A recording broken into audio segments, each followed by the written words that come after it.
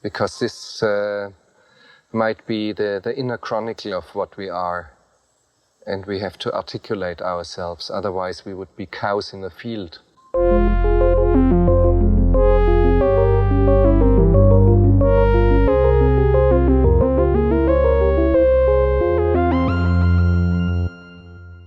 Welcome to Cows in the Field. This is a movie podcast. I am Justin. I'm Laura. And today we're talking about Minority Report by Steven Spielberg. 2002. Yeah, so this is a movie which we both really like, and we watched. Love this movie. It's a fun movie, and it's a Tom Cruise vehicle, right? Yes, it's Tom Cruise kind of peak cruise in some sense. Yeah. Although I guess he has many peaks in his career. Yeah, I don't know that you can. I mean, we could do a Tom Cruise podcast if you wanted to. Not. He's looking at me like he doesn't want to do that, but we did an entire summer of Tom Cruise. Yeah, we did two summers ago. Yeah. Summer of Cruise. I loved it. Justin burnt out on it. It was fine. So Tom Cruise here stars John Anderton. He works for the pre-crime unit of the DC police. He's lives in a bachelor apartment. He does a lot of drugs. He works real hard, and he has a lot of baggage. He does. Yeah. He has a little dead son. A little dead son that's haunting him. It's a little bit like the dead wife in the Nolan movies. Right. Yeah. Colin Farrell is the second lead as Danny Whitwer, the Irish Catholic boxer. I think of him as a boxer, but because he has that one. He's got that boxing scene. He gets into the ring. He knows how to hold himself. He knows how to throw a punch. He's also got the Irish chain, right? He's got that Does cross. that make him a boxer? I think of it kind of as goes. I associate it with the kind of boxing culture. Okay. Got the More chain? Officially, he's the twink from the Fed. Twink from the Fed, self-identified. Yeah. He's here to he's from the Justice Department, and he's here to sort of assess pre-crime. Yeah, he wants to figure out what's going on with pre-crime because they might take it national. Who knows? Maybe it'll go national. They've had no crime in DC, or no murders. No murders. Okay, wow. Well, yeah. Samantha Morton is Agatha, pre-crog who likes milk. She likes to sit in a bath of milk, and she needs a watch. She's always asking, when is it? She's like, when is it? Is this now? So that's Samantha Morton. She's great. This is funny because I was always like, who is this person? And then we saw Samantha Morton's in lots of other movies, and we recently saw Morven Callar, and which I think is this year.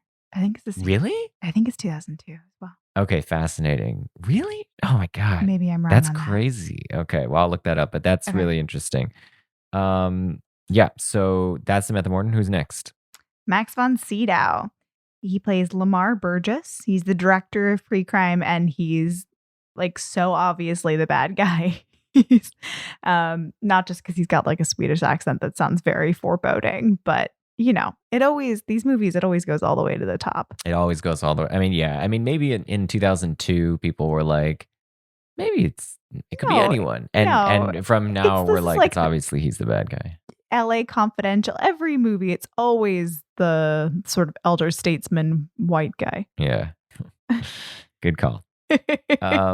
So yeah, those are I would really think those are the main characters, right? There's a bunch of other small characters, but those are the main people. And what happens in this movie, right? So this is a movie set in the near future, the year 2054, I believe. Yep.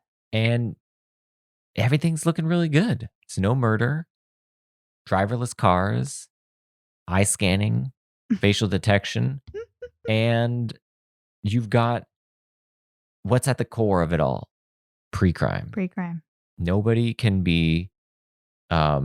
commit a murder because it's foreseen by these three mutant humans who live in a pool of milk.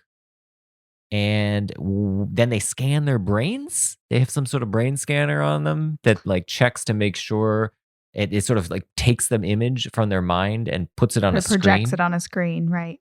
And then records it. And then they figure out who it is. They're like, okay, is this guy with the candlestick in the drawing room? And then they they go to his house, and this wonderful like opening scene, which sort of explains everything, like gives you a flavor of how the pre-crime unit works.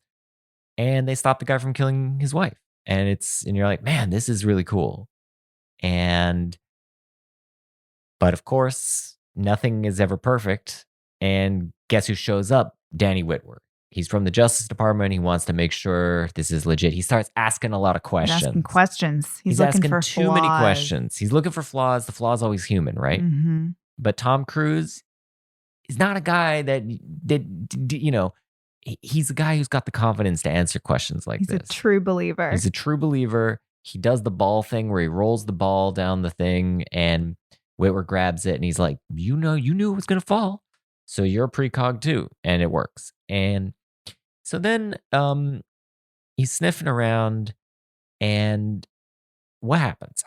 What happens next? I can't remember. Agatha, I can't remember why John Anderton ends up in the temple, but he's in the temple with the precogs. He goes in to show Whitworth. Yeah, right? Maybe he takes him in. He's like, lingering right. afterwards. Yeah. But Agatha grabs him and says, "Can you see?" and shows him an old murder. Just her, not the other precogs.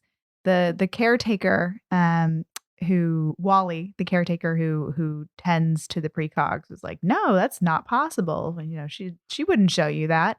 But he sees a woman drowning, and he starts to ask questions. He goes to this wacko prison where they keep all of the people that have been haloed because of the crimes that they were going to commit imminently, and tries to look to see some of the footage, some of the precog visions from this drowning, and finds that there's some missing information. I think that's what sets all this in motion. Yeah, because he asks some questions. He asks Lamar, which is the wrong guy to ask, and Lamar decides to frame him. Yeah. So then the next thing we get is that the next pre-crime prediction is John Anderton, that is Tom Cruise, killing Leo Crow. And that sets in motion the rest of the movie. And now Anderton's trying to figure out what's going on. And eventually he figures it all out. He does kill Crow. He sort of escapes. They capture him.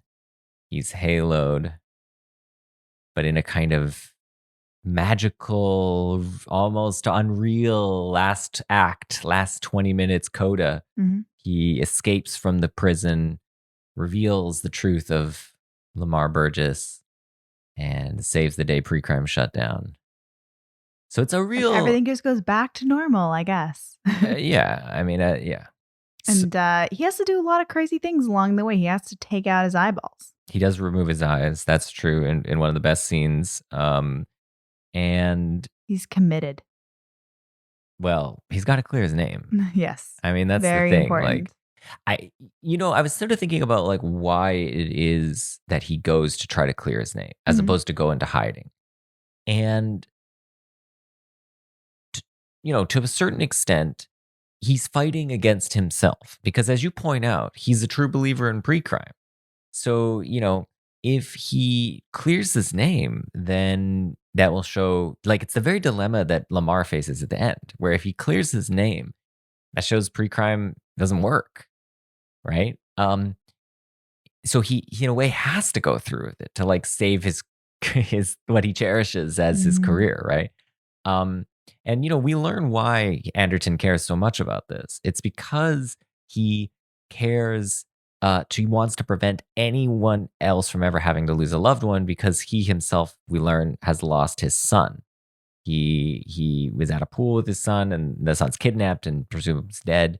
And he blames himself. He feels immense guilt for this. Yeah. And it causes separation with his wife. His wife is still around, but they're not together anymore, and it's caused a rift between them. They've got the rift, and so he is in a situation where he thinks maybe by preventing another murder or every other murder, he can sort of rest safe and sound at the end of the day. But as we've, of course, he's running from his past as much as he's running from his future.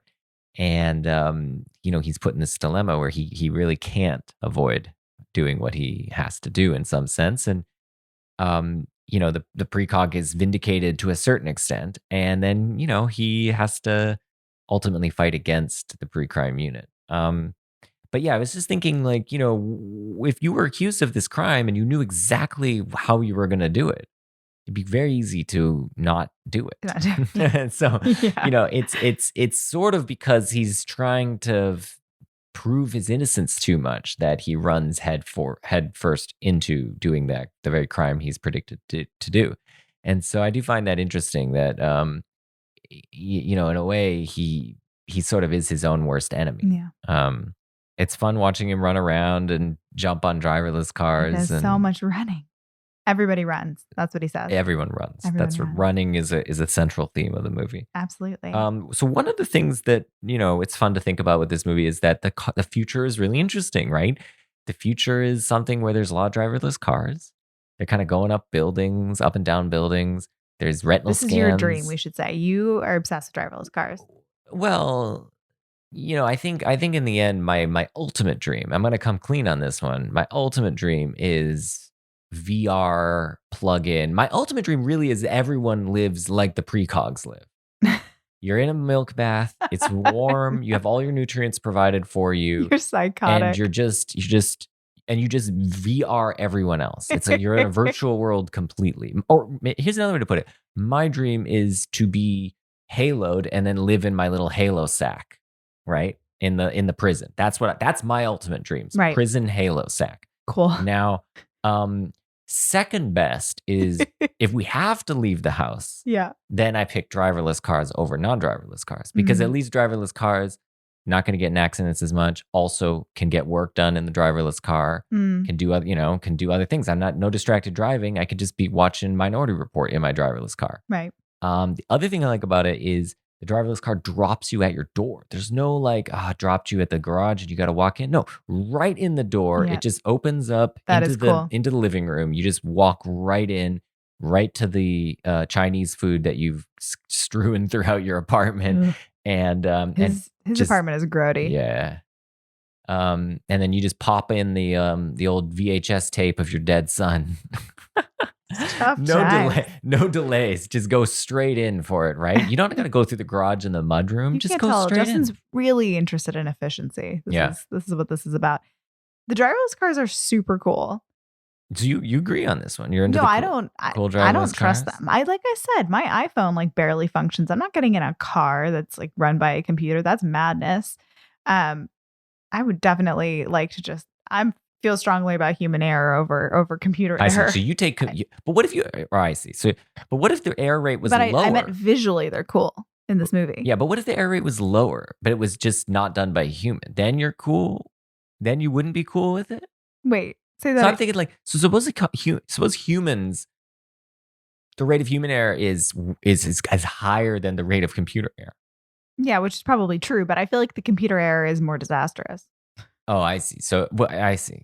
I thought you were saying like that you would still take human error over computer error, even if there was a lower rate of computer error, just because you like prefer it done by a human. Yes, that's what I'm saying. That's great. I don't know. That seems crazy to me. I'd say just take the lower error rate. Anyway, all right. So, because at least you can look the human in the eye and go tisk tisk. Is that like what is it? No, I just don't trust computers. Yeah, but if the error rate is lower, then you should trust them. Yeah, but I mean, are we talking quantity of error rate? Or are we talking, because if they make one giant crazy error, I'm just saying. I see. So what if you're they take over all of our cars and just like suck us into abyss? I don't know. I don't trust it. Okay. We're getting off on a tangent. Yeah, but I think driverless cars, I mean, again, number one option is milk bath. We all live in a milk bath. And then number two option is if we, driverless cars. Number three option is what we currently have.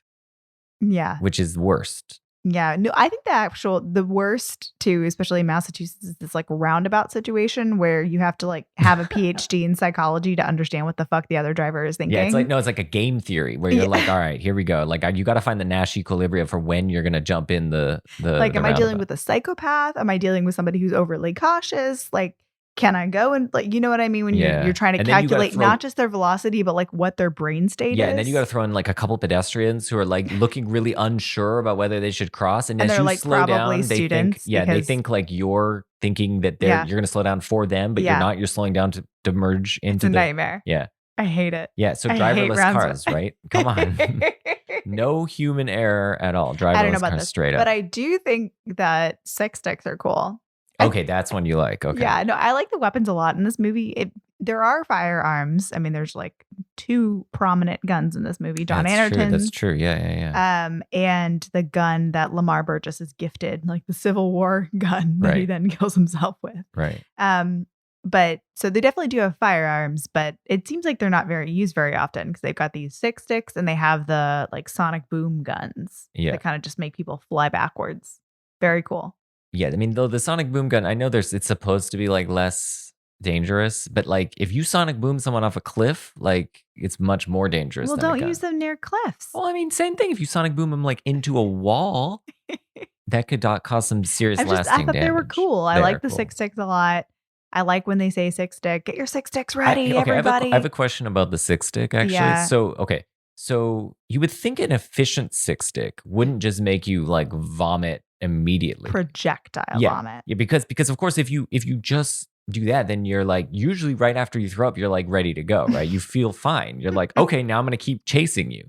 What a six stick should do, you would think, is make you feel like you're gonna be sick, like just like feel nauseated, right? That would like throw you down. But here's what I wonder. I wonder if what the six stick is doing is if you like hit someone in like the belly with the six stick, they would feel that nausea. The problem is that he hit him right in the neck and it like was like, too close to his head or something. So and it just like, or his esophagus. Or like that. Yeah, exactly. It just like jazzed him up too much. I see. So you don't think the six sticks usually always make projectile vomit? Yeah, that's my hypothesis. Okay. That's my hypothesis. So it's very fast though, because you're like, ooh, six sticks, what do they do? And then pretty quickly somebody gets stuck in the neck and you're like, okay. I mean, the other thing is that visually it doesn't make any sense for the six stick in a movie to just be like, oh, I'm feeling queasy. Yeah, that's not as like compelling. Tums. Yeah, that's not. Yeah. It's like, oh, put an order for some antacids and Pepto, please, and then I'll get on chasing Anderton. Yeah, that would not be fun. So just having the guy vomit is more fun, I guess. Yeah. I will also say one thing about the 3D TV, because I know it's something I don't know, we're both looking at it, it's like, 3D TV kind of interesting. No 3D glasses, that's cool, but the quality is real low. That's like lower than 720p quality, right? That's like 480 His max. home videos. His home video, they're garbage, right? Yeah. Well, I think also they're meant to perhaps be a little bit degraded. Like he's watched them so much that they're starting to. Well, yeah, okay. You wouldn't want that either in the future. But it's like a flash drive or something. It doesn't degrade. You know, it's not like it's not like a tape that like it only can play so many times before it runs out. Right. Yeah.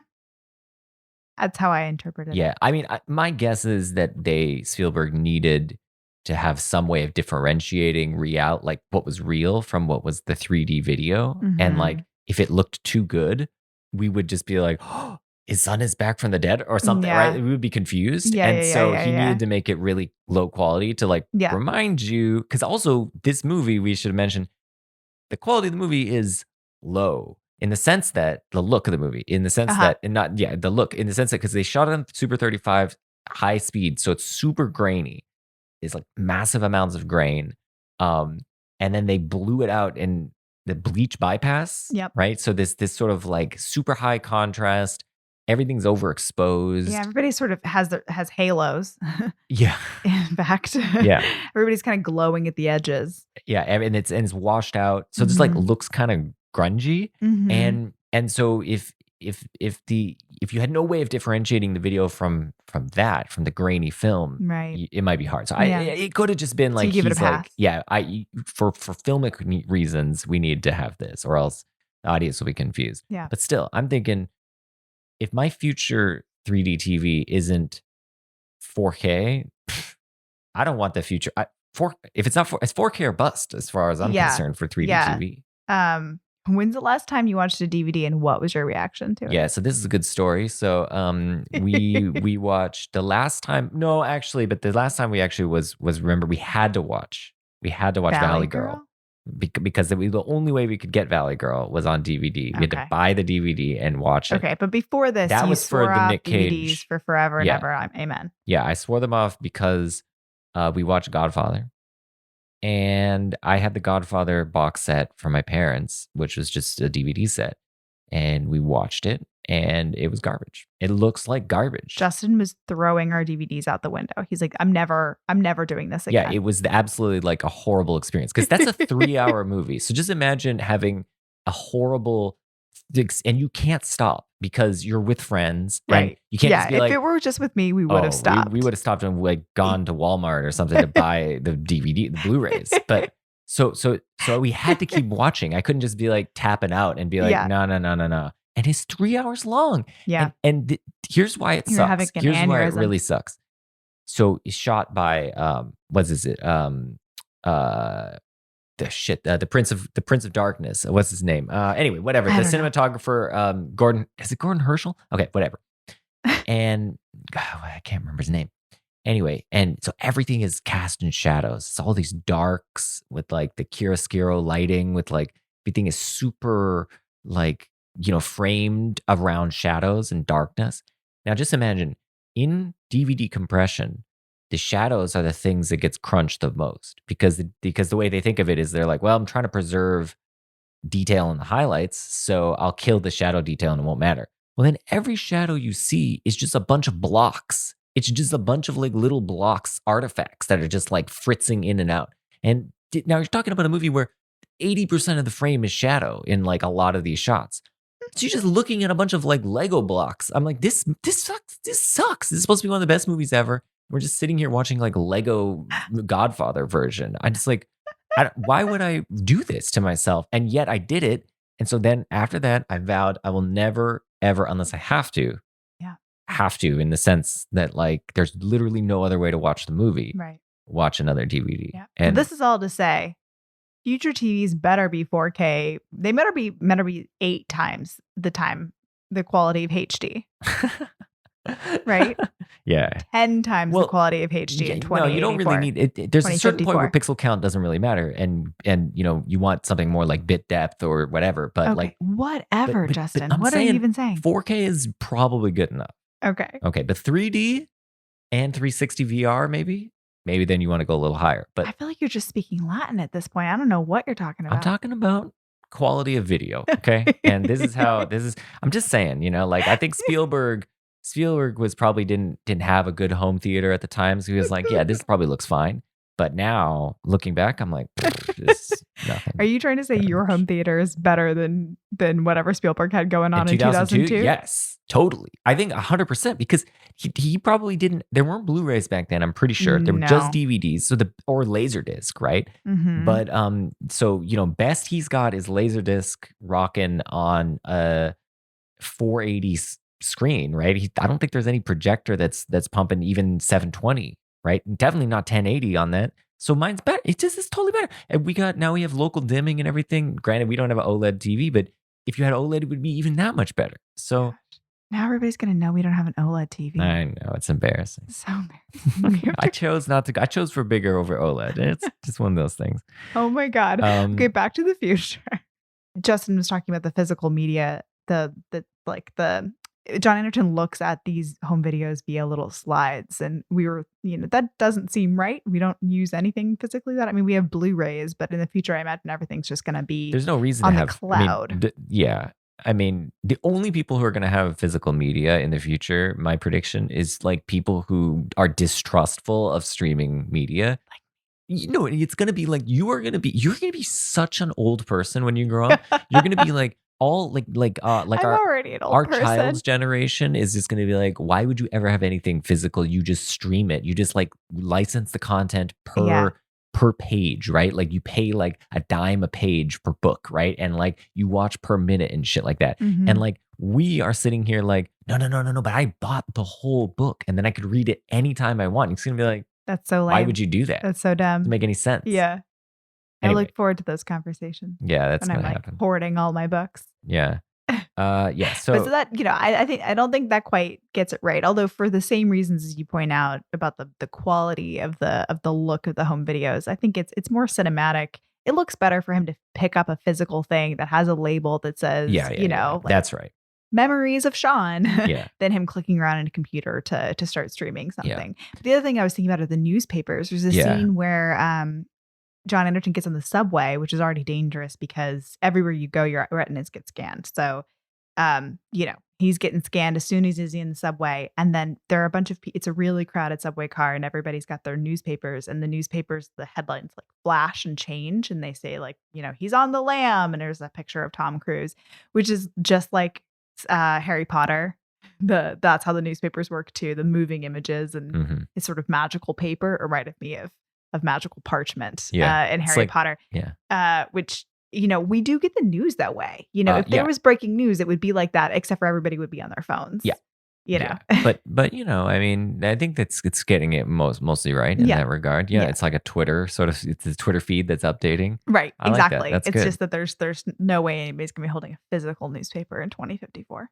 Well, unless it's the e-ink updating constantly kind of newspaper. Yeah. Because that's what they're thinking, maybe, right? Like maybe there's some thought that there's going to be like, but that would still be a tablet, right? Or no, but that it's like paper. Like and you own a e-ink paper, one physical paper that just like updates every like constantly. Yeah. That's cool. Be kind of neat, right? Maybe I'd like that. I like to hold things in my hand. Yeah, you such an old person. Tactile, I don't understand. Just manipulate it with your mind. Just bring it in. Just give me the VR goggles and like teach my mind to manipulate the objects in VR space. I don't need fingers. Fingers are overrated. Yeah. Advertising? Did we talk about that already? I don't know. But yeah, they have ads. They have ads in the future. Yeah, well, they are ads in the future. No, but I thought that was like one of the most prescient parts of it. Is the targeted ads. The targeted ads. Yeah, the targeted ads that follow you around because it's part of this retinal scan situation where everywhere you go, if you walk into a mall, if you walk into a store, they'll be like, "Hi, John Anderton, how are those khakis working out for you?" Yeah. But you're just, you're walking down corridors in the subway, you're walking in any public space, your eyes are getting scanned. And you're getting targeted ads right to you. And that feels exactly like my experience on the internet. Yeah. Every time I'm on Facebook, if I was thinking about buying something in J.Crew and then I put it in the cart and then I was like, Laura, you don't need that. And then I closed the window. 2 seconds later, Facebook's like, hey. Yeah. Don't leave now. But here's the question. Yeah. I mean, would you prefer ads like that, or do you prefer when you at one point we watched the local news. Mm-hmm. When you're watching local news, they think you're 68 years old. Yeah. And so which we've already established I am in my soul. Well, but I don't. You don't ail from the ailments that are plaguing many 68-year-olds, and it's all like targeted ads about like prescription drugs. They're like, do you have trouble maintaining an erection?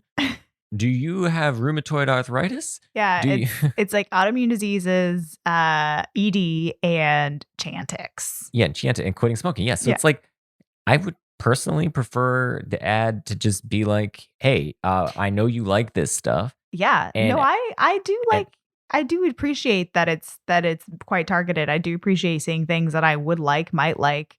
It's just the feeling of being followed around, realizing that you've got such a clear footprint on the internet that feels a little icky. Yeah. It's like it's like Sting always said. What? Every step you take, every breath you take, I'll be watching you, right? I was not picking up that joke at Sorry, first. I was like, what it's are a quick you sting drop talking there. about? Quick sting drop. Well, on that note, I think maybe what we should do now is take a little detour into Justin's philosophy corner. Yes, do a little philosophy. please. This is a movie where their philosophy is kind of front and center, right? Mm-hmm. It's a movie that involves some deep philosophical issues. And I think flirts with them and doesn't really grapple with them. Well, they're woven into the fabric of the plot in a way that often isn't for movies, and I think that it's worth actually just trying to tease apart what is going on, because I think the way the movie sells itself is actually, I think, confused, but I do think there's something really interesting happening. So here's how I think how I think the movie sort of sets itself up and why I think that's wrong, and then what I think is really going on. So the precogs are set up to apparently know the future, right? They ostensibly see the future. They know what's going to happen. They communicate that to us. But we, with that information, that is the pre-crime people, can use that information to change the future, thus changing what it is that they know. But I think that is a problem. So that's already an inconsistency. So suppose, in fact, that you change the future. Well, then the precogs never knew the thing they knew, right? Mhm. So suppose, to use a silly example that doesn't involve murder, suppose the precogs know that you're going to choose vanilla ice cream. Okay. So then they tell you this. They say, hey, when the choice is given to you, you're going to choose vanilla. And then you go, aha, well, now that I know this, I'm going to thwart you. And when the choice comes, I'm going to choose chocolate because I can choose whatever I want. And then you choose chocolate. Well, then it's true that you'll both choose vanilla and you will choose chocolate. But that's a contradiction. You can't choose vanilla and not choose vanilla. Right. And so I think that way of thinking about it, which the movie sometimes says, like, this is, explicitly says, like, this is what's gonna happen. Like Cruz says, the precogs don't see what you intend to do; they see what you will do. Mm-hmm. But then, of course, they stop the person from doing that. So then the person doesn't do that. Okay. So that, I think, way of interpreting it doesn't even make sense. It's incoherent. Mm-hmm. What is the precog's power? I think they have some power, presumably. What is it? So here's the way I think of it. So what the precogs see is what would happen if nobody intervenes to stop it. Okay, so that's more like the ball thought experiment that Anderton gives to Whitwer. The commission of the crime itself is absolute metaphysics. The precogs see the future, and they're never wrong. But it's not the future if you stop it. Isn't that a fundamental paradox? Yes, it is. You're talking about predetermination, which happens all the time. Why'd you catch that? Because it was gonna fall. You're certain? Yeah. But it didn't fall. You caught it. The fact that you prevented it from happening doesn't change the fact that it was going to happen. You ever get any false positives? Someone intends to kill his boss or his wife, but they never go through with it. How do the precogs tell the difference? Precogs don't see what you intend to do. Only what you will do. So in this ball experiment, what Whitwer knows is that the ball would have fallen had he not intervened. Okay. So in that sense, the precogs don't know the future. They don't know the actual future. Indeed, what they see is not the actual future. So they don't know it. But what they do know is something different. They know how things would have been had the pre-crime police not used the information that they gave them to prevent that thing. Okay. So I think that way of thinking about it, you can make sense of. But now the movie adds an interesting twist. So the movie presupposes that human beings possess a kind of free will. What I mean by free will here is that human beings often act freely in the following sense, that nothing causally determines how they will choose when they choose. So the idea is you come up to a point and then you face a choice and then you just choose one way or the other. Nothing determines that you're going to go to the left or to the right. You just choose and you make it the case. Okay. So that's the kind of free will that is posited in this movie. But now notice what happens. So now suppose the precogs foresee that if you're given the choice between vanilla or chocolate, you'll choose vanilla ice cream. Okay. But then I know this. They tell me, they're like, okay, Laura's going to go vanilla. It's a totally free choice on her part, but she's going vanilla. So then I know this. And so then I'm like, well, I really want the vanilla. So I'm not going to offer you that choice. I'm just going to give you cake. So I give you the cake. Ew. Would you eat the cake? I don't like cake. Sorry, continue. Damn it. Well, I give you cookies. Okay. So I give you these cookies. Yeah. Right. And then you're like, okay, cool. You're munching away on your cookies. I get my vanilla ice cream. Now, of course, the precogs are by stipulation right that had you been offered the choice, I would have gone you would have gone vanilla. Right. But it was a totally free choice on your part. Okay. So this is really interesting. This is really interesting power, right? They have the ability to know how you would freely act, even though you're not given the opportunity to act, make that choice. So that's a little bit like this. If I have a fair coin, totally fair. It's a chancy result, whether if you flip the coin, it lands heads or lands tails. Now, if I never flip the coin, okay, suppose I never flip the coin at all, still the precogs can know. If Justin had flipped the coin, it would have landed heads. They can know that fact, even though there's nothing about the world that would ever determine it to land heads or tails, except for the flip, and the flip never happens. They could still know how it would have landed.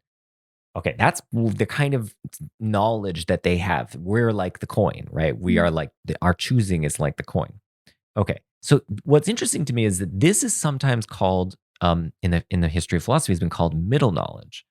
And this was an issue in the medieval philosophy era, and it was hotly debated whether God had middle knowledge. Okay, so in that whether he had knowledge about what free creatures would do in various circumstances. Now, on the one hand, some people thought, yes, it's obvious God has middle knowledge because God's omniscient. He knows everything. So he knows how you would freely choose if you were put in various circumstances. He knows you would freely choose vanilla, say. But on the other hand, some people said, well, maybe God knows all the facts. And when you have free will, there just aren't facts about how you would have chosen if you were put in various circumstances that you are not in fact in. So then there would be no fact for God to be ignorant of, and thus God's omniscience is compatible with him not knowing how you would freely choose. Okay, so because there's just nothing there to know. There's no fact for God to know. Now, the reason this mattered to medieval philosophers, I mean, of course, some of these things they just debated for the sake of it, but this one mattered quite deeply to them, was because of the problem of evil. Now, the problem of evil is basically this. It seems that the existence of evil is incompatible with the existence of God, traditionally understood. So here's why. If God knows there's evil, he can prevent it. Why? Because he's omniscient. So if there's evil, he knows it. And he can prevent it because he's all powerful. He can do anything he wants. And furthermore, he would prevent it. If he knew it and could, he would do it. Why? Because he's all good. He doesn't want there to be evil in the world. So then the question is, well, why is there evil? Okay. And then one answer is that the evil that we see is the result of free choices of human beings. And free will is a good that outweighs the potential evil that might come by it. So God sort of creates free creatures, and knowing that it's a lamentable side effect of his doing that, that some of them will act evilly, right? Okay, so that's the sort of that's the response. Like, why is there evil? Well, it's the result of free will, and free will is a good thing, and that's why God let us do this. We should be better, not God should be better. We're the ones who are screwing up. Okay, right. But then the problem is this. If God has middle knowledge about how free creatures would act if put in various circumstances, then it seems God could just create those creatures which would freely choose to do good in every circumstance in which they're put, right? And so now the problem's back, because now it looks like God should have just why did he create us who are freely choosing some bad times? He should be creating some creatures who are only creatures who are freely going to choose good, and he knows which of them there are. All right, so that's why this is an interesting issue, and it's a classic issue in medieval philosophy and the metaphysics and philosophy of religion. And I think it's really cool that this movie, in a way, is touching on this issue that is like it's one that's been with us for thousands of years, and of course it's approaching it from a modern perspective, a sci-fi perspective, but I think that is lurking in the background, and I just thought that was a really fun sort of aspect of this movie, at least for me, because as a philosopher. Yeah, no, it's super fun. I think this is why this movie is a cut above so many other sci-fi movies. Definitely. And why maybe one of the many reasons we come back to it as much as we do. I think that's right. I mean, I think it's also really well made, right? And of course, it's a Spielberg movie. Yeah. And we should also say, this is based on a Philip K. Dick novel, like many of the sci-fi classics in the recent years. And a lot of these ideas go back to Philip K. Dick. But the pre-crime aspect of it, I think, is such a huge key part of why this movie is so rewatchable and so fun. Because I think there's something so tantalizing about the idea of pre-crime. And watching him do it in the very first scene is like magical It's really and fun. beautiful. And they're playing classical music and he's sort of almost conducting. And Yeah, the you Schubert watch- Unfinished Symphony. Yep. It's great. And, you watch a man contemplate and on the verge of killing his wife for infidelity, and they stop it. And you're just like, this is great. Yeah. I would love to have this. And then the more you see of it, the more unsettling it becomes. And, especially because I didn't quite think twice about it in this moment because I didn't know, the first time I saw it, I didn't know what a halo was. But in that scene, the very first scene where you see the guy, he raises his pair of scissors to kill his wife. He gets tackled by John Anderton. SWAT teams like come in from the ceiling and they halo him right there, which basically they imprison him. They make him brain dead, like right there. No judge, no jury. That's it. And that's really unsettling. So I think that tension is what makes this movie so interesting. And certainly within that tension, this middle knowledge question too of how does it all work? Yeah, how does this work, right? Could there even be such knowledge at all, right? And I think that's what's really interesting. And to me, as someone who works on conditionals, I'm really interested in this question of like whether there even could be this kind of knowledge. I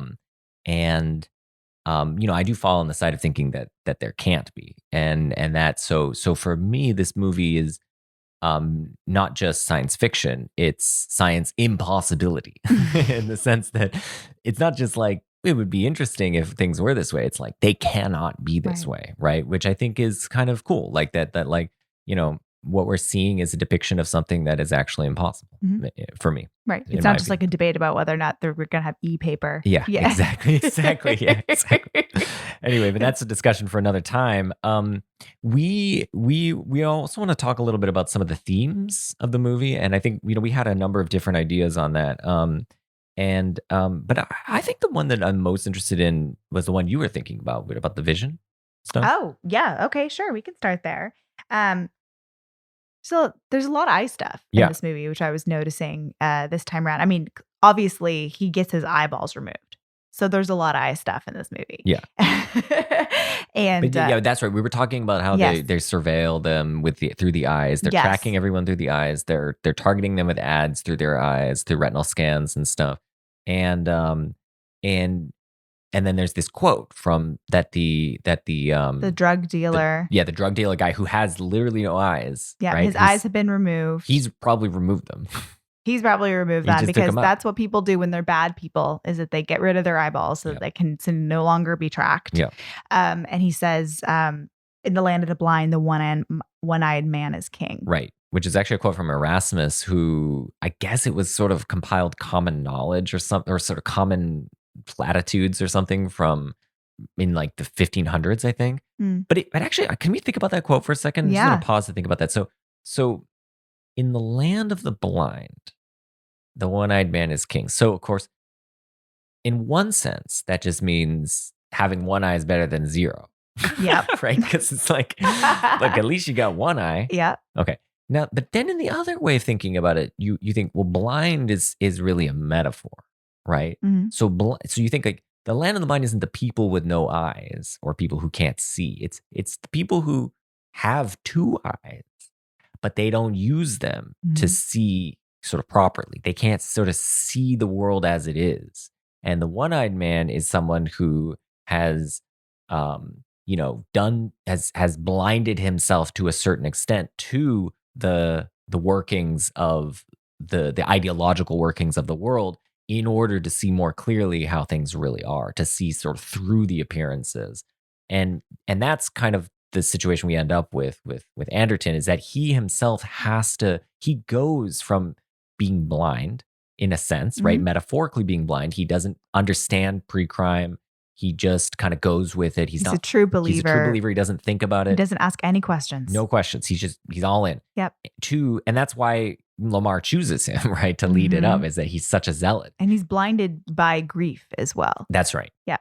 But then he goes from that to being blinded in a more literal sense, to having the eyes removed and being in this blind state for 12 hours or whatever, to being able then to see more clearly. He sees the pre-crime for what it is. He sees Lamar for who he is, and he sees, all of the he sees perhaps even like, he maybe he's able to even come to terms with his own grief and sort of see the that maybe it wasn't completely his fault or something like that. There's a kind of exorcism of the grief there as well. Yep. And so that is the sense in which he comes to see by going blind, much like in the proverb or whatever itself. Yeah. And at one point when he has his eyes recovering, after he's had surgery to take them out, the doctor tells him, you can't take out the bandages for 12 hours or you'll go blind. But he has to open up the bandages before 12 hours because the little spiders we have in the future, they have these little spiders that go and scan your retinas like everything else in this world, like advertising too. And they're heat seeking. And he ends up getting caught by the spiders and has to lift up one bandage, show one eye so they can scan his new eyeballs that he has that belong to Mr. Takamoto, right? Yeah, something like that. So it is interesting that his eyes, they go brown. He wears brown contacts for the rest of the movie. Yes. Yeah. Well, I don't think they go brown. I mean, they were like, he got new eyeballs that were brown. Yeah, no, of course. Yeah. No, that's what I mean. Is like that he wears brown contact lenses. Yes. To make it very clear those are not his eyes. And you know that I hate colored contacts in movies, but I think this works this time. I'll allow it. But perhaps they don't say it explicitly, but perhaps he did in fact go blind in that one eye that that he exposed to the spider. So he could quite literally be the one-eyed man. Right. That's should we shout out David Sims on that one? Yes. That was the Sims. Revelation, which I hadn't thought about, but it's super cool. But in addition to that, I mean, there's also Lamar Burgess says the eyes of the nation are upon us at one point. And it does seem like this whole movie revolves around surveillance, a paranoid concern about it goes both, the surveillance and the watching goes both ways. Because the government and the pre-crime cops are watching the citizens, both, through the precogs seeing their visions, but also through all of this, surveillance of the, retinal scans when you go into the subway and tracking people's motions and using the spiders. But similarly, like the people are watching the government and they have the power to decide one way or the other if they're allowed to continue on with pre-crime. And there is this kind of, it cuts both ways. Mm-hmm. I guess that's good. I mean, I suppose that it's better that this is still a democracy and that and that like the public perception of free crime is as important and relevant as it's not just being shoved down the throats of the people because some bureaucrats have decided that this is a good thing. Right. I suppose that's like a potentially a small glimmer of hope in an otherwise somewhat bleak movie, right? Yeah. So yeah, I hadn't thought about that, but that's good. Okay, yeah. And the other thing I was thinking too about eyes and about sight and vision is, of course, like this whole thing revolves around the sight of the sort of inner eye, the visions of the precogs. And the inciting incident happens when Agatha grabs John Anderton and says, "Can you see?" And the question of like what they're seeing, as we've already talked about with mental knowledge, like what are they actually seeing? Right. And whether or not that's something that we can believe, because then we find out too that there's something called a minority report. So most of the time, the precogs see the exact same thing, but sometimes they disagree. And the mother and father of pre-crime knew that this would cause too much doubt in the system, and so they devised a system which the minority report goes away. But if they're disagreeing, then what are they actually seeing? And it calls into question just the entire function of vision and whether or not you can believe what you see, which is, a whole magic of movie making is that you can't really believe what you see. Oh, that's cool. I like that's a good spin on it. I like that. Right? Yeah. He's like the master of creating illusions. Yeah. That's what he does for a living. And the whole movie is about whether or not you can actually trust your eyes, trust the vision. Yeah. I like that. Yeah, that's really cool. I think though that I think this movie portrays, and I think you might have mentioned this to me actually when we first watched it, but this movie portrays the precog situation as a particularly vulnerable, epistemically vulnerable judicial system in the sense that what if they're wrong? And you pointed out that like, well, the judicial system as it is full of these kinds of vulnerability because we rely on witness testimony, eyewitness testimony. Eyewitness testimony is often flawed Yeah, and it's wrong. And what else really can a we mess. do? I mean, there's not much else to do except to just be like, well, we have to just, we don't have perfect information. And so we have to make decisions based on imperfect information. And Mhm. sometimes that will mean putting people away, unjustly because we did it, they didn't commit the crime. I guess the stakes are higher in the sense that you're putting them away with no jury and, Right. and there's no procedure except for some 3 mutant people saw you do it in some weird sense. And but yeah, it is like, when they talk about like, well, like what if they make a mistake and stuff? It's like, well, justice systems that's like a product of a justice system, is that like you have to act on imperfect information, and this is how it goes. I guess but I guess The difference is that the government's pretending that it's a completely perfect system. that's true. Yeah, no, that's a good point. Yeah, That's the difference. Yeah. Yeah. And that's, what Colin Farrell is trying to sniff he's trying to out. suss out. Yeah, That's the whole reason Lamar Burgess is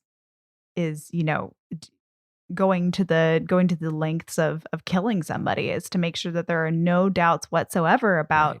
about the validity of the system, about the strength of the system, and about the fundamental, ickiness of the system. Because the reason he kills that woman is Yeah. because we find out that, she's the mother of Agatha and she wanted her daughter back. Yeah. And if people really understood that the precogs are not saints or oracles or, what the,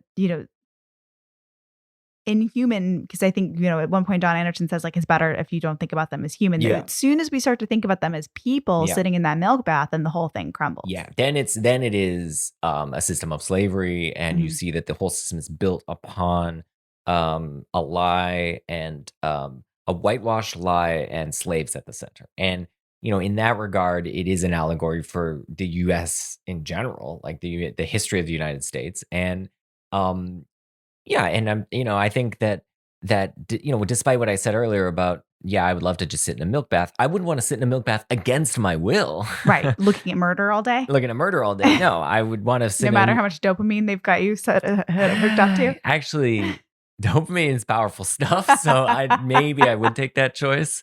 But I would want to look at other things besides murders. But yeah, too, I want to look at some philosophy too. And I want to watch Sicario a few times, once a week at least. Oh my God. You guys, there will definitely be a Sicario podcast. I can't stop it. Yeah, but that's a really good point. Yeah, I think the other thing. Oh, okay. Can I just say this point? You raised this point, but I think it's a really good one, which is Please. justice is blind, which is a great. That's another metaphor that's in the system and in everything that's happening, and you get the poster is Tom Cruise at like the blinded Lady Justice, Mhm. right? I mean, it really is. Because the bandage is over one eye, Mhm. right? And so it's like, it really is clear that Spielberg has this thing in mind, right? He's playing with these ideas. Now, they're not all fitting together because, of course, Right. justice is blind.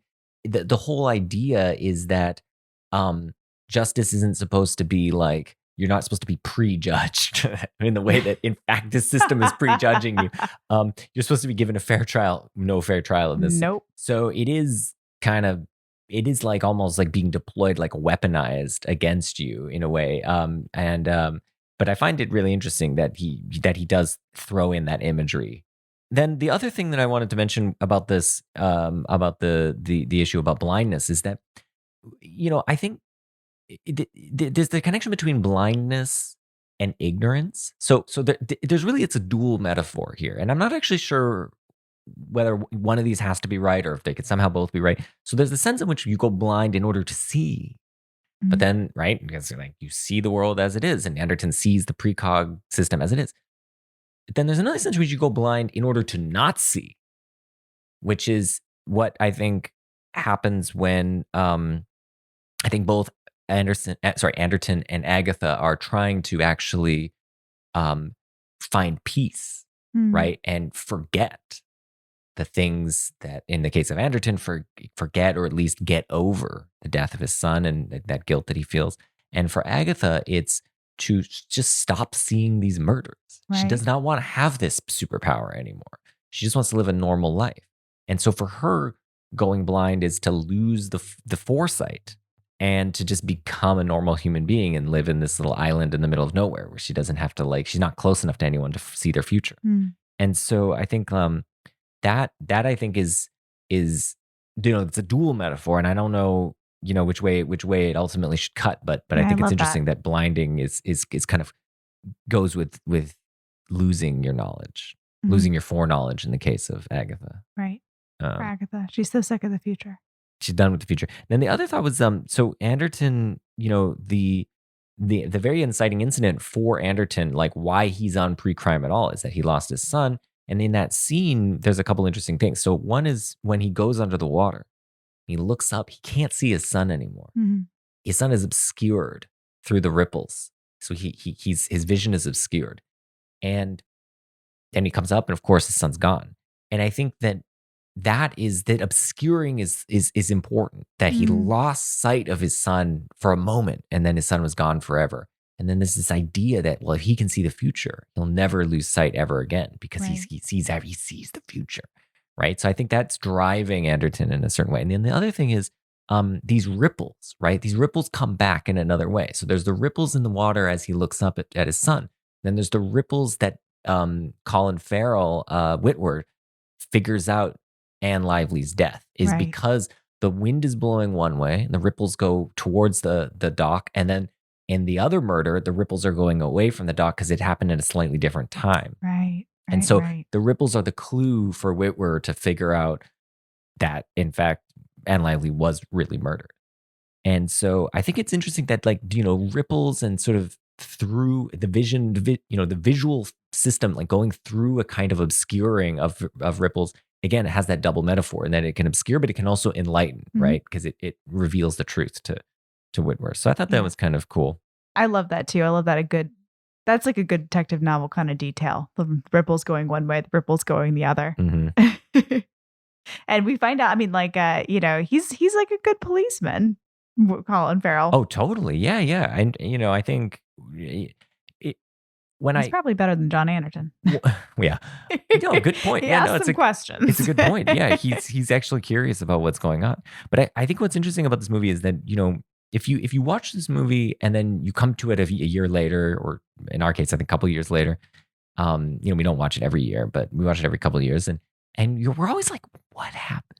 Right? You're always a little bit confused because it goes quickly. There's a double ending, and the setup and everything to get him to Leo Crow is kind of confusing. Yep. And I convoluted. forget it every time. I'm always like, I know Max von Sydow's Yeah. bad, but That's I the thing. don't remember But how it now gets here. I remember every time we watch it. Now I'm always going to remember that Colin Farrell's good, because Mhm. that's something you don't. The first time you're like, oh, Colin Farrell's bad, right? He wants to take down pre-crime, and Cruise is the best, right? But of course, Colin Farrell he's actually a good guy, and might even be the better cop in the end. And so, I think, and he ends up fighting for Anderton in the end too. And that's something I always remember now when I watch it, which I think is cool. Yeah. One thing I was thinking about when you were talking about comparing Agatha and John Anderton, about their blindness and ignorance and how that works, is that they're both struggling with being in the present, right? Because John Anderson's fixated that's on the interesting. past. Yeah. He's obsessed with the past and what he's been going through. He's stuck in his grief, and he's stuck in this obsession with preventing what has already happened. You can't prevent what's already happened, but in his own way, through pre-crime, he's sort of trying to prevent what's already happened. He's watching home videos every single night. He is in the past. Agatha is in the future all the time. She can't, against her will. And when she's finally freed, she asks, when is it, or is it now? And then she says, I'm so sick of the future. And I was thinking about that in terms of control and John's need to be in control, and his sort of obsession, addiction to faith in pre-crime as a way to try and control what you can't really control. Like you can't change the past and you can't prevent pain, but that's what he's trying to do. Yeah. And Agatha gets to live out her end, her happy ending is that she gets to live in the present.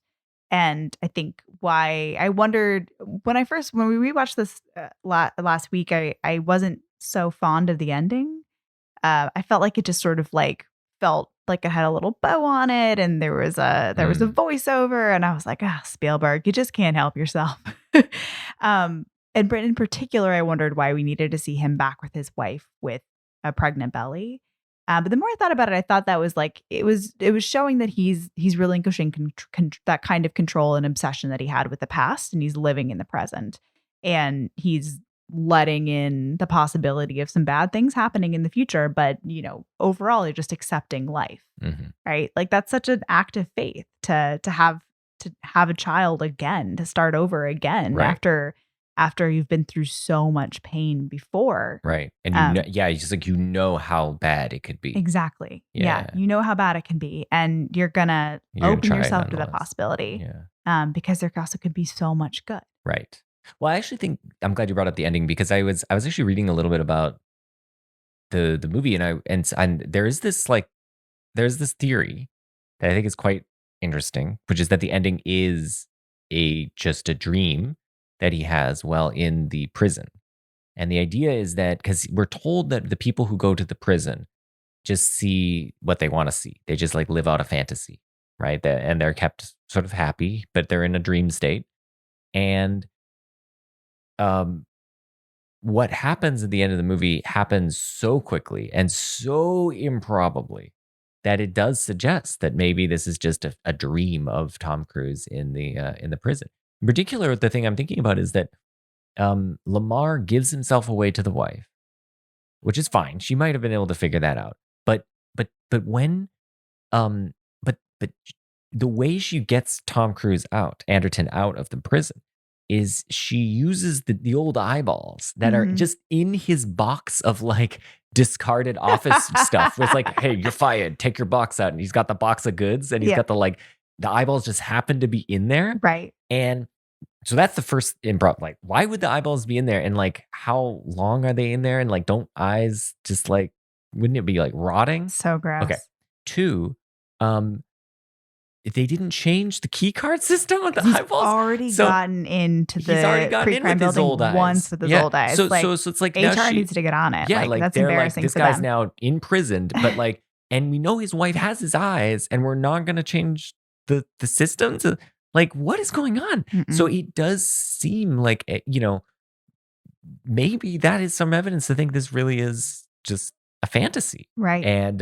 And then that makes the movie super bleak, right? Then the movie has like shades of Brazil, where you get this like at the end of Brazil, right? You get this sort of fever dream, and then he sort of wakes up and he realizes, no, he actually didn't escape. He's still in the chair, like being tortured or whatever. And this movie doesn't tell you that, but it hints it. Yeah, no, I like that idea, especially because there are 2 movies that come before this: a Tom Cruise movie and a Spielberg movie that play with second endings or other alternative readings, which is AI, which that has the coda ending too. Which is the happy ending, right? Because if you take out the coda, he's just sitting underwater, right, for forever and ever and ever. And in the coda ending, he gets his happy ending. He gets to be with his mommy one more time. The hyper evolved humans. They're like super whatever, or not humans. I get maybe they're just like hyper evolved AI creatures, right? Yes, they are able to figure out what he wants, and then they just give it to him. His wish, right?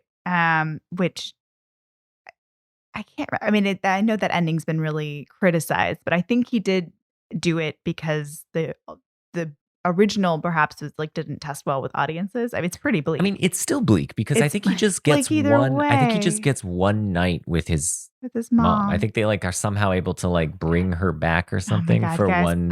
We can't. I'm gonna start crying if we talk about AI. We can never do that podcast because I'm gonna cry the entire freaking time. But anyway, he just did a movie right before Minority Report that has this kind of coda. Like happy ending coda specifically. That's an illusion.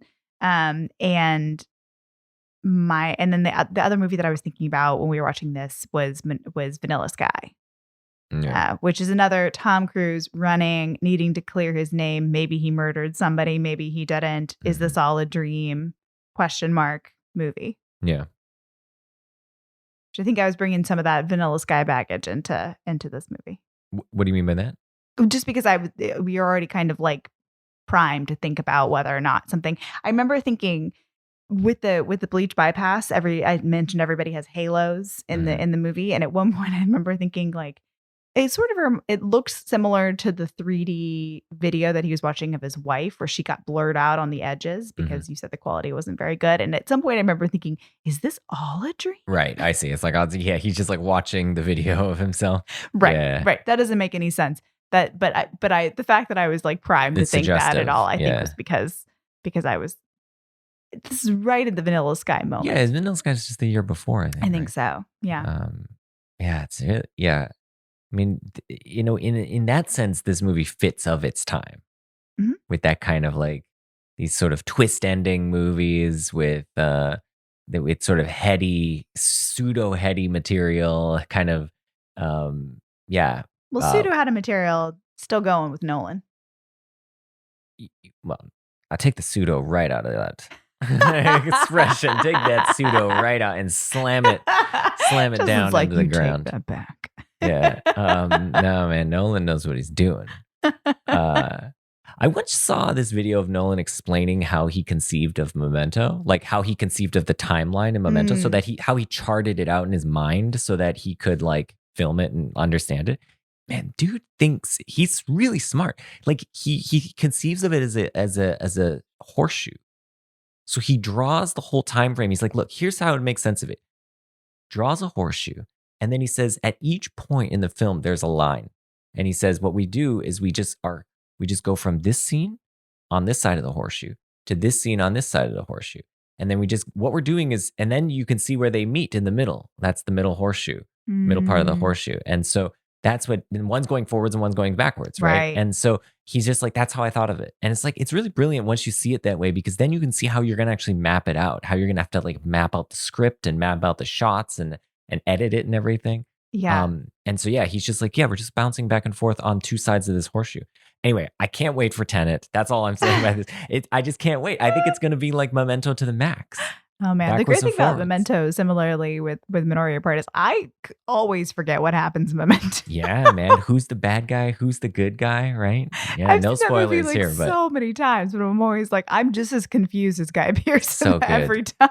It is really a really wonderful movie, just because it's so well constructed, and also because the structure is designed exactly to mirror the subjective inner state of the main character, which is. Yeah, I just can't. It's very neat. It's brilliant. I mean, it really is. It's yeah. Anyway, all right. I think that'll do it. I don't want to just keep gushing about Nolan.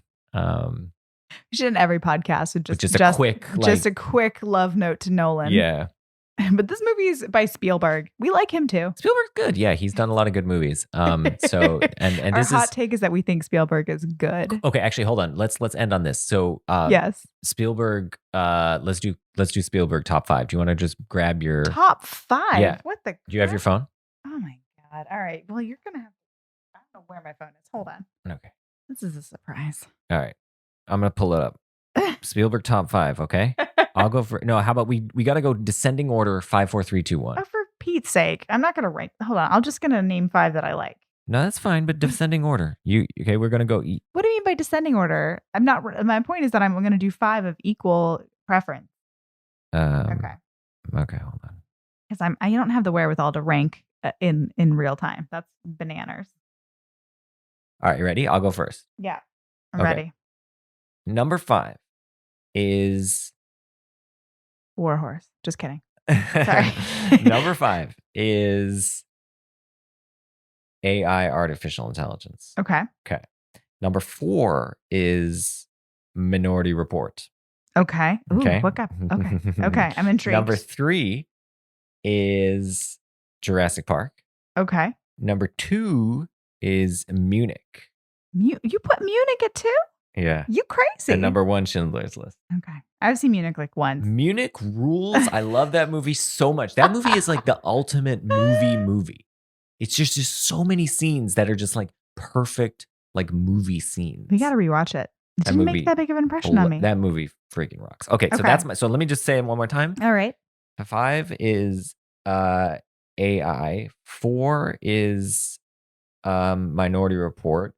3 is Jurassic Park. 2 is Munich. 1 is Schindler's List. That's just off the dome, but I think Off the dome. basically that's what I would say. All right, I'm gonna go 1 through 5 because my brain doesn't. I'm not sure where I'm gonna land yet. I'm just gonna riff. Mm-hmm. I don't think I can go backwards because I might screw it up and not end up with my number 1 as my number 1. You know what I'm saying? Yeah. All right. So number 1, Schindler's List. You're going Schindler's too. Yeah, it's an amazing movie. I remember thinking it the first time I watched it, being like, "This is an okay Oscar movie," and then the second time I watched it, I was like, "Oh no, this is incredible! It's really good. It's so good." Jurassic Park number 2, Minority Report number 3. So we're pretty close. Mm-hmm. Munich is not going to be in my top 5. I'm sorry. Then I'm not quite sure how my 4 and 5 shake out. But if I'm just like getting loose, I would say E.T. and then Saving Private Ryan. I'm glad you actually went get some E.T. some love, because I was wondering if I was kind of hating on E.T. by not putting it in there, but E.T. I really like. You know, I've actually only seen E.T. in full once. Yeah. With you, and it made an incredible impression on me. It's a good movie. Because my parents were really E.T. haters. Oh. And they were always like, that movie's trash. So we didn't have it in the house. And then once I watched it at Club Med movie night at 8 p.m. and I fell asleep, but I was really freaked out by the 2 fingers. I basically only got through the first scene, you know, when he like puts his little fingers and like pulls back the grass. And I was just like, 2 fingers, I'm out. How old were you? I was 20. No. I don't remember. I was pretty young. Okay. Yeah, like 6 or something like that. Get off my back. We used to go to Club Med when Diana was a baby and like still eating baby food. Okay. So I think I was pretty young. I will say a couple things about my list. So caveat, I have not seen Jaws in a long time. Yeah. So that's a big caveat. That one could sneak up. The other one that I haven't seen in a long time, Catch Me If You Can. I remember liking it. It's unclear to me whether it could really jump into the top 5 for me. Mm-hmm. Another caveat is I don't like Close Encounters that much. I don't either. I'm okay on Close Encounters, but I don't like it that much. It's not tops for me. One more caveat is that I have not seen War Horse. So many caveats. Yeah. Okay. Now War Horse is, I think, universally disliked as far as Spielberg movies go. But 2 things count in its favor for me. World War I, because there's just not enough World War I movies. I'm intrigued. And 2, I like movies by animals. You do, and you like a good horse. You like a good Stubbs horse. Yeah, I like horse paintings. You do. Okay, so those are just a couple of caveats. I haven't seen The Terminal. Haven't seen Post. I feel like there's just been a run of like Oscar. Haven't seen Ready Player One. Spielberg I don't movies expect that to overtake. No. So there's a couple of caveats here, but no, we're not completionists. We weren't claiming to be completionists. Yeah. But we like his work. Yeah. We think he's not bad. He's a solid director. Dude knows how to make a good movie. All right. So with that, I think we should wrap it up. And so, and I hope you enjoyed this episode.